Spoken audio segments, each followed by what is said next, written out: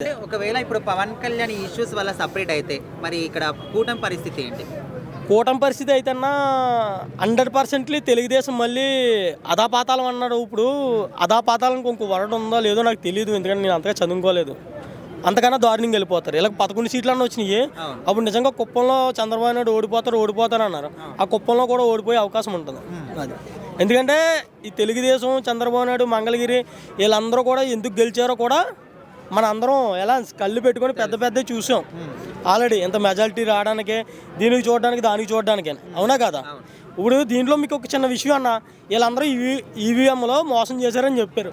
ఇదే వైసీపీకి 151 వచ్చినప్పుడు ఆ ఈవీఎంల గురించి మాట్లాడడం జగనే బయటకు వచ్చి చెప్పాడు ఈవీఎంలో మోసం ఏమీ లేదని. ప్రమాణ స్వీకారాలు గట్ట అయిన తర్వాత ఇది కూడా అంతే. ఆ డిప్యూటీ సీఎం గొడవ గట్ట ఏముండదు. ప్రజలు అవుతున్న డెవలప్మెంట్ చూడండి, మీకు అన్ని పథకాలు చూసుకోండి. ఇప్పుడు మళ్ళీ ఈ మంత్ ఎండింగ్కి ఇంకో పథకం, ఆడపిల్లల పథకం, ఇలా కంగారు పడుతున్నారు. ఎవరో వైసీపీ వాళ్ళు కంగారు పడుతున్నారు. ఆడపిల్లలకు డబ్బులు ఇస్తాడు 1500, 18 ఏళ్ళు దాటిన పిల్లలు. కానీ ఆ పథకం అప్లికేషన్ వస్తుంది 18 మన 1వ తారీఖు 31వ తారీఖుని రిలీజ్ చేస్తున్నారు. 6వ తారీఖు దాకా అప్లై ఉంటుంది. 6వ తారీఖు నుంచి మంత్ ఎండింగ్ డబ్బులు పడతాయి.